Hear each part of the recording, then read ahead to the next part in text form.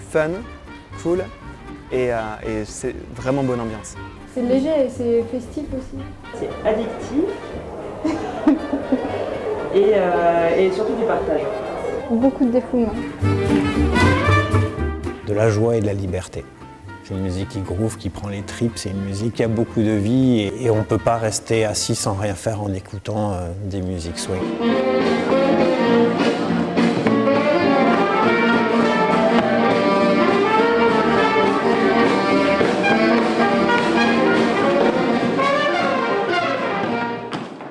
Donc l'Indie Hop est une danse qui est née en 1925, à peu de choses près, qui s'est inspirée de deux danses principales et deux danses à la mode à cette époque, qui étaient le Charleston, qui se dansait en solo mais qui se dansait aussi en couple, et du foxtrot. Et le mélange des deux, des évolutions diverses, ont donné naissance au Lindy Hop. Si on remonte un petit peu plus loin, c'est les maîtres blancs dansaient le quadrille. Les Noirs les ont copiés en se moquant d'eux et les Blancs, les voyants, les ont encouragés à le faire parce que ça les amusait sans se rendre compte qu'ils se moquaient d'eux et leur offraient un gâteau à celui qui levait les pieds le plus haut. Du coup, ça s'est appelé le cakewalk. Et c'est un peu l'accumulation et le copiage des uns des autres qui aboutit à ça. C'était une danse de bal, la danse de soirée qu'ils faisaient en boîte de nuit tous les soirs après le boulot.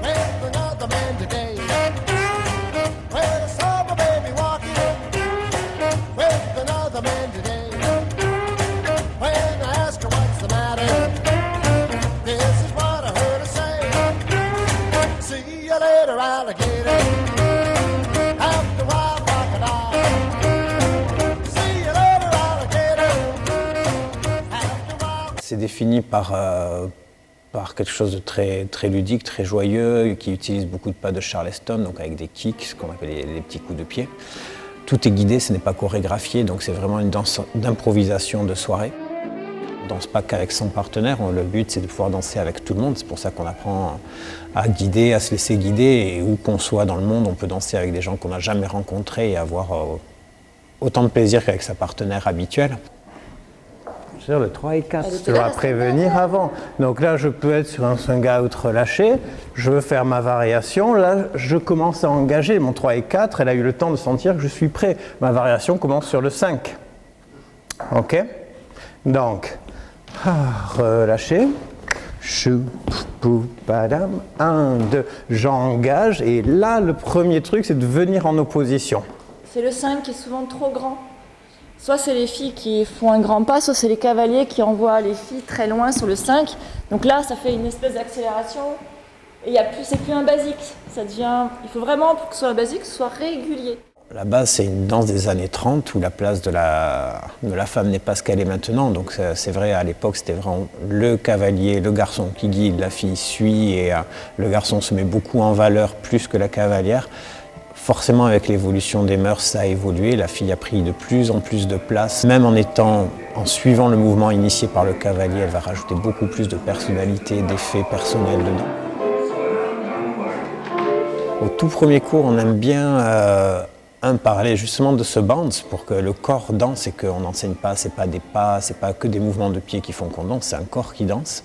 Donc on enseigne beaucoup de ce relâchement qui permet de bouncer et on partira sur une base en général de Charleston puisqu'historiquement c'est une évolution du Charleston qui a donné les premiers mouvements de l'Indie Hop. Alors le bounce, c'est le rebond qu'on va avoir, c'est-à-dire qu'on ne danse pas à plat, on va toujours avoir un rebond dans la danse qui va avec le swing de la musique, parce que naturellement tout le monde va marquer le rythme de la musique dans son corps, donc on va toujours avoir ce rythme dans notre corps, ce rebond en dansant.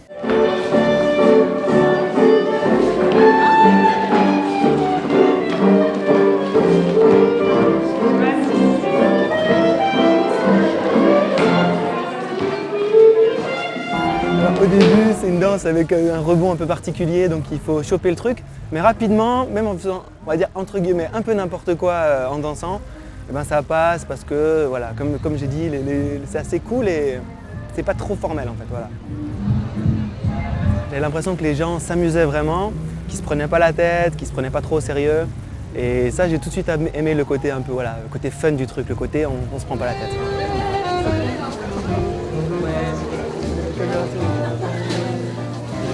Ça fait 2 heures qu'on la trouve, alors Au début, on est plus dans le ressenti en fait, dans les cours, que vraiment dans la technique. Il s'adresse quand même beaucoup plus aux garçons. Aussi, ouais. Les cavalières, ça vient après. Ouais. Parce que le garçon guide. Et du coup, il a plus de choses à penser. Alors que la cavalière, c'est plus, elle travaille en réaction. Bien sûr, elle peut proposer des choses, mais quand on débute, l'idée c'est plus de ne pas anticiper, mais quand même d'avoir un temps de réaction rapide en fonction de ce que propose le cavalier toujours.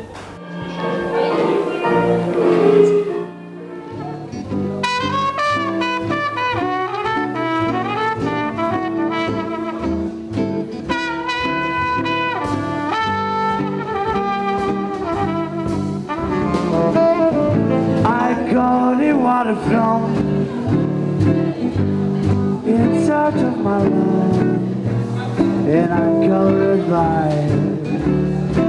by the sun and sky above. Moi, ce que j'aime, c'est le côté populaire et la mélodie facile à retenir.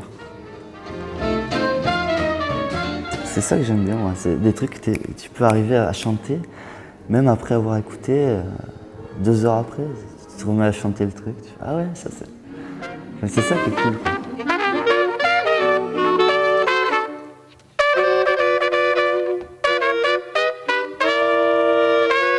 Ça commence déjà par l'esclavage, donc l'Afrique, le mouvement des esclaves donc, qui sont arrivés aux États-Unis fin du 19e, 1880, enfin même avant ça, 1830, 40.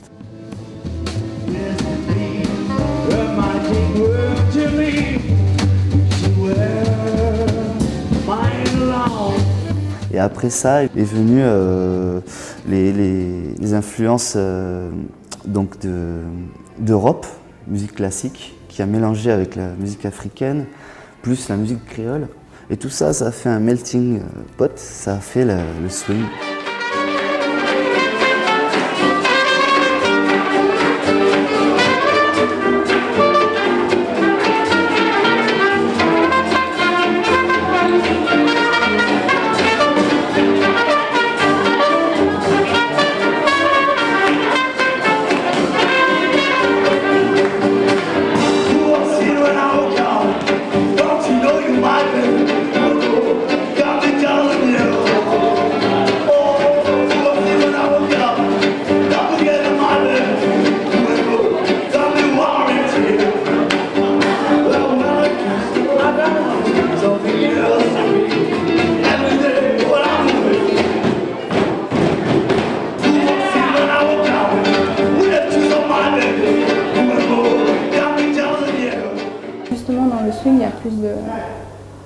Il y a plus de liens entre les gens. Et c'est vrai qu'il y a une espèce d'accord tacite entre les gens pour être youpi. Oui, pour être c'est bizarre. content, Ouais. pour être léger, à l'image de la danse en fait.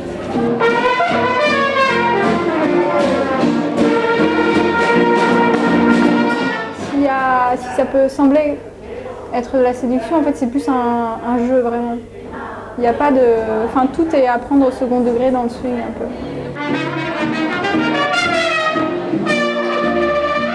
Je pense que vu de l'extérieur, c'est une danse assez, comment dire, pas explicite, c'est pas le mot, enfin ça dégage plein de, c'est assez visuel comme danse, voilà.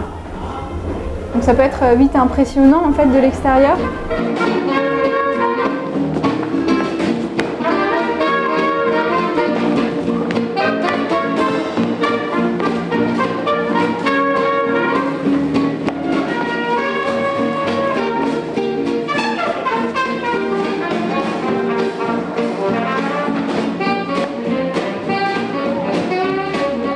On va souvent avoir un pantalon à pince, petit veston ou carrément le costume 3 pièces, cravate, nœud papillon, chapeau, casquette rétro.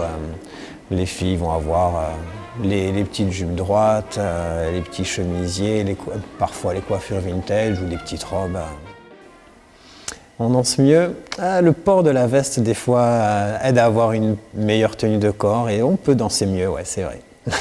Après, dans les événements, c'est ce qui nous réunit aussi. c'est un jeu. Enfin, Voilà, rigolo aussi. c'est plus un jeu, mais c'est pas une manière de paraître extraverti, c'est plus pour représenter la musique et retrouver les tenues de l'époque, quoi. Ouais, c'est un jeu. C'est presque un peu pour planter un décor, j'ai l'impression, quoi. Et on danse encore mieux quand on est habillé comme ça. On s'identifie, on a des images en tête et on se lâche plus. Et peut-être qu'on fait des choses qu'on n'oserait pas faire. On a des chaussures qui glissent en plus, ça rend tout de suite, ça rend tout de suite mieux. On a l'impression qu'on danse mieux.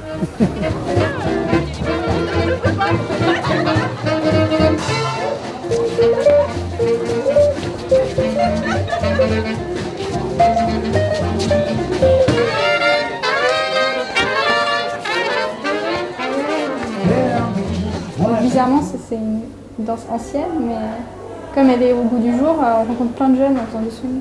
C'est à la mode, mais c'est rigolo, Ouais, c'est assez ça, c'est assez ludique comme danse. Donc, Depuis que j'y suis, alors je sais pas si je suis dans tous les groupes Facebook qui parlent de tous les événements, mais j'ai l'impression que le monde swing est de plus en plus large à Toulouse, qu'il y a plein de jeunes, que c'est hyper dynamique en fait. Sur certains swings rapides, ça envoie, on va dire. Donc il y a des plus âgés et c'est cool. Mais quand on veut envoyer du lourd, on va dire, il y a moyen quoi. Être jeune et faire du swing, c'est pas incompatible. Pendant très longtemps, les jeunes considéraient la danse de couple comme la danse de leurs grands-parents et n'étaient pas intéressés dedans. Mais grâce à des danses comme la salsa, comme le swing, où les musiques ne sont pas ni la valse, ni le tango, ni le passo de leurs grands-parents, c'est des musiques qui sont plus branchées, qui parlent plus à tout le monde, qui peuvent être beaucoup très modernes, et donc les jeunes sont beaucoup intéressés à la danse de couple. Bah, dans cette époque-là, ils faisaient le swing dans des bars clandestins, dans des lieux où c'était interdit, où tu n'avais pas le droit de boire et tout, et là ils pouvaient boire, ils pouvaient fumer dans des lieux publics. Nous on arrive dans un siècle où on est un peu dans ça aussi, où on nous interdit de plus en plus de choses. Tu peux plus rouler vite, tu peux plus fumer dans les lieux publics, tu peux plus rien faire, quoi. Enfin, ça devient étouffant parce qu'il faut que tu restes à la maison devant ta télé et qu'on te dise ce que tu dois faire.